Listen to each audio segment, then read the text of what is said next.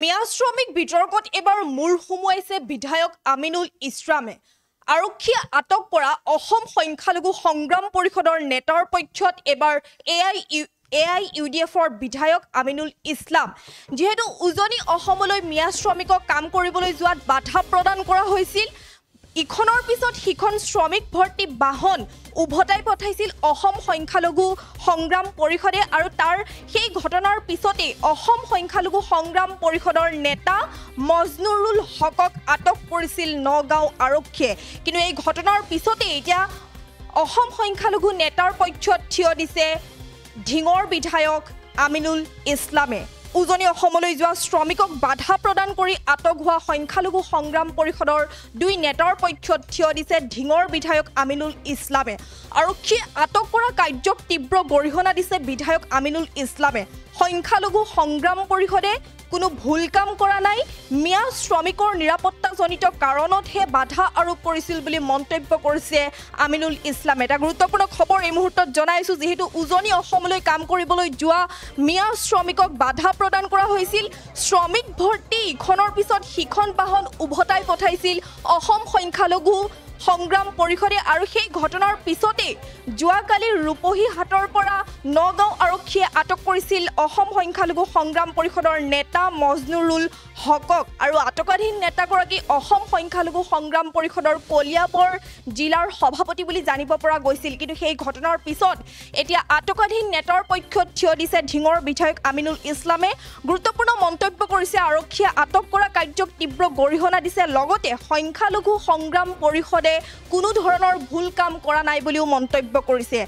মিয়া শ্ৰমিকৰ নিৰাপত্তাজনিত কাৰণতহে বাধা আৰোপ কৰিছিল বুলি মন্তব্য কৰিছে বিধায়ক আমিনুল ইছলামে। এই সন্দৰ্ভত আমিনুল ইছলামে কি মন্তব্য কৰিছিল, এই সমগ্ৰ ঘটনাটো সন্দৰ্ভত কি মন্তব্য কৰিছিল, সেই ভাষ্য আহি পৰিছে আমাৰ হাতত। সেই ভাষ্য শুনুৱাই ল'ব বিচাৰিছোঁ। আজি অসম সংখ্যালঘু সংগ্ৰাম পৰিষদৰ নগাঁও জিলা কমিটিৰ সভাপতি মুছাব্বিৰ আহমেদ আৰু তেওঁৰ লগতে কলিয়াবৰৰ সভাপতিজনক নগাঁও জিলা আৰক্ষীয়ে গ্ৰেপ্তাৰ কৰা কাৰ্যটোক আমি গৰিহণা দিছোঁ। কাৰণ তেওঁলোকে আজি নগাঁও আৰু মধ্য অসমৰ পৰা যিসকল শ্ৰমিক উজনি অসমলৈ যাব খুজিছিল তেওঁলোকে বাধা দিছিল। আৰু এই কথাটো আমাৰ মতে একো ভুল কাম কৰা নাই, কাৰণ উজনি অসমত যিমান শ্ৰমিক নামনি অসমৰ পৰা যায়, আমি দেখিছোঁ বিগত দিনত তেওঁলোকক বহুত দুৰ্ব্যৱহাৰ কৰা হৈছিল আৰু বহুকেইজন শ্ৰমিকক তেওঁলোকক 3 মাহ 4 মাহলৈকে 1-1.5 বছৰলৈকে তেওঁলোকক কাম কৰাই, তেওঁলোকক টকা পইচা নিদিয়াকেই তাৰপিছত মাৰপিট কৰি তাৰ পৰা বিদেশী সন্দেহযুক্ত নাগৰিক বুলি খেদি পঠায়। এই শ্ৰমিকসকলৰ একো নিৰাপত্তা নাথাকে। কিছুদিন আগতে নাজিৰাত ময়ূৰ বৰগোহাঁই নামৰ এজন বিজেপিৰ নেতাই তেওঁ নামনি অসমৰ প্ৰায় 13জন শ্ৰমিকক প্ৰায় 1.5 বছৰলৈকে চৰাইদেউ মৈদামৰ এটা প্ৰকল্পত কাম কৰাই এই 13জন শ্ৰমিকৰ প্ৰায় 15 লাখ টকা আত্মসাৎ কৰি তাৰপিছত তেওঁলোকক কাপোৰ খুলি ৰাতি গুণ্ডা লগাই মাৰপিট কৰাই 15 লাখ টকা আত্মসাৎ কৰি এই শ্ৰমিকসকলক তাৰ পৰা খেদি পঠিয়ালে। এই বিষয়টো মই অসম বিধানসভাত উত্থাপন কৰিবলৈ বাৰে বাৰে অনুমতি বিচাৰিছিলোঁ, কিন্তু অনুমতি নিদিলে। আৰু তাৰপিছত আমি DGPক লগ ধৰিলোঁ আৰু ৰাজ্য চৰকাৰৰ মুৰব্বী মুখ্যমন্ত্ৰীকো আমি দাবী কৰিছোঁ ময়ূৰ বৰগোহাঁয়ে এই শ্ৰমিকসকলক 13জন শ্ৰমিকক 1.5 বছৰ কাম কৰাৰ বাবদ দিব লগা 15 লাখ টকা আত্মসাৎ কৰি খেদি পঠোৱা বিচাৰ লাগে আৰু তেওঁক অনতিপলমে গ্ৰেপ্তাৰ কৰিব লাগে আৰু এই শ্ৰমিকসকলৰ 15 লাখ টকা আদায় দিব লাগে। কিন্তু দেখা গ'ল আজি 2 মাহ পাৰ হোৱাৰ পিছতো ময়ূৰ বৰগোহাঁইক কিন্তু গ্ৰেপ্তাৰ কৰা নাই। আৰু তেওঁ কিমান নিৰ্লজ্জভাৱে পাশবিক অত্যাচাৰ কৰি শ্ৰমিকসকলৰ পিঠিত মাৰপিট কৰি তেজ ক্ৰিয়াই দিছিল, পিঠি ফালি দিছিল। এই শ্ৰমিকসকলৰ কি দুখ আছিল, তেওঁলোকে 15 লাখ টকা পাব লগা আছিল, 1.5 বছৰ তেওঁলোকক কাম কৰাইছিল। কিন্তু তাৰপিছতো তেওঁলোকক যেতিয়া এনেকে পইচা নিদি পেলাই মাৰপিট কৰি খেদি পঠিয়ালে, তাৰ আগতো আমি দেখিছোঁ উজনি অসমত কিছু একাংশ মহৰী বা কিছু কণ্ট্ৰেক্টৰ বা বিভিন্ন কামৰ কাৰণে তেওঁলোকে কিছু লোকে আহি পেলাই নামনি অসমৰ পৰা কিছু শ্ৰমিকক তেওঁলোকে লৈ যায়, 3-4 মাহ 6 মাহলৈকে ৰাখি কাম কৰাই যেতিয়া পইচা দিব লাগে, তেতিয়া টকা দিয়াৰ পৰিৱৰ্তে একাংশ পাবত গজা সংগঠন লগাই দিলে। সংগঠনৰ মানুহবিলাকে আহি পেলাই ৰাতি ৰাতি তেওঁলোকক মাৰপিট কৰি কাণত ধৰি আটক কৰাই তেওঁলোকক সন্দেহযুক্ত নাগৰিক বুলি মাৰপিট কৰি থানাত চমজাই দিয়ে আৰু টকা পইচাবিলাক নিদিয়ে। এনেকুৱা কেইবাবাৰো উজনি অসমত ঘটনা হৈছে। গতিকে নামনি অসমৰ পৰা যিমান শ্ৰমিক উজনি অসমত যায় তেওঁলোকক কিন্তু চৰকাৰে নিৰাপত্তা দিব পৰা নাই। আৰু নিৰাপত্তা সুনিশ্চিত নকৰাকৈ ইয়াৰ পৰা কোনো শ্ৰমিক উজনি অসমত যোৱাটো আমি নিবিচাৰো। আৰু মই আজিও নগাঁৱৰ SP নাই এডিশ্যনেল SPৰ লগত আমি কথা পাতিছো যে আপোনালোকে যদি এই শ্ৰমিকসকলৰ নিৰাপত্তা সুনিশ্চিত কৰিব নোৱাৰে তেনেহলে আপোনালোকে তেওঁলোকক বাধা দিয়া কাৰ্যটোক বেআইনী বুলি কেনেকৈ ক'ব।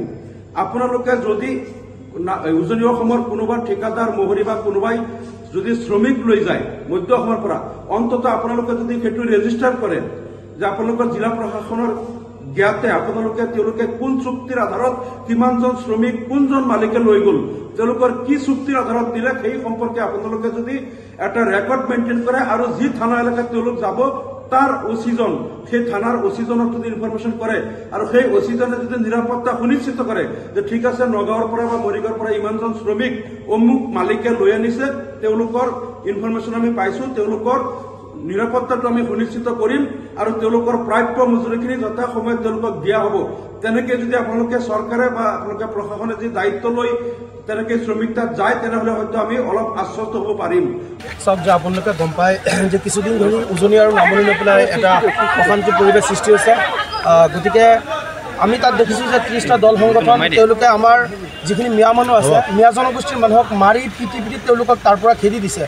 অসমৰ মুখ্যমন্ত্ৰী ডক্টৰ হিমন্ত বিশ্ব শৰ্মা ডাঙৰীয়াই কৈছে যে এওঁলোক ব্যক্তি যদি মিয়া যিখিনি আমাৰ জনগোষ্ঠীৰ মানুহ আছে এই মানুহখিনি তাত গ'লে তেওঁলোকৰ নিৰাপত্তাৰ ব্যৱস্থা নকৰে। গতিকে আমাৰ অসম সংখ্যালঘু সংগ্ৰাম পৰিষদৰ এটা স্পষ্ট কথা। মই সেইদিনাখন আপোনাৰ গাড়ী তেওঁলোকক যি গাড়ী তাত গৈ আছে মই তেওঁলোকৰ লগত অলপ আলোচনা কৰিছিলোঁ। মই চাইছিলোঁ তাত বেছিভাগ মানুহৰ কোনো ধৰণৰ ডকুমেণ্টছ নাইকিয়া আৰু কিছুমান দালালৰ জৰিয়তে এই মানুহখিনিক তালৈকে লৈ যোৱা হৈছিলে। আৰু আমি তাত ৰখি পেলাই তেওঁলোকৰ লগত আলোচনা কৰিছিলোঁ। আলোচনা কৰাৰ পিছত যদি আলোচনাৰ কাৰণে আটক কৰিছে সংখ্যালঘু সংগ্ৰাম পৰিষদৰ স্পষ্ট কথা যে আমি সংখ্যালঘু সংগ্ৰাম পৰিষদে আমি জেল খাবলৈকে আমি কেতিয়াও ভয় নকৰোঁ। কথা হ'ল আমি আজিৰ পৰা অসম সংখ্যালঘু সংগ্ৰাম পৰিষদে উজনি অসমৰ মাজত মিয়া সম্প্ৰদায়ৰ মানুহ যোৱা একদম নিষিদ্ধ কৰি দিছোঁ। আমাৰ কোনো অধিকাৰ নাইকিয়া। আমাৰ কথা হ'ল তাত মানুহখিনি মাৰি আছে। যিমান সময়লৈকে অসমৰ মুখ্যমন্ত্ৰী ডক্টৰ হিমন্ত বিশ্ব শৰ্মা ডাঙৰীয়া এই মানুহখিনি নিৰাপত্তাৰ ব্যৱস্থা নকৰে ইমান সময়লৈকে আমি সংগ্ৰাম পৰিষদে তাত যাব নোৱাৰিম। আমাক কোনো অধিকাৰ নাইকিয়া, বাধা দিয়াৰ কোনো অধিকাৰ নাইকিয়া। কিন্তু কথা হ'ল মানুহখিনিক নিৰাপত্তাৰ ব্যৱস্থা কৰাৰ যদি যিমান সময়লৈকে অসমৰ মুখ্যমন্ত্ৰী ডক্টৰ হিমন্ত বিশ্ব শৰ্মা ডাঙৰীয়া আৰু 30টা দল সংগঠনে স্পষ্টীকৰণ নিদিয়ে আমি আমি বাধা দিয়াৰ কথা নাইকিয়া। মানুহখিনি যাব নিদিওঁ। এই মানুহখিনি তাত যোৱাৰ পিছত যদি মাৰপিট কৰে সেই দায়িত্ব কোনে ল'ব? যিকোনো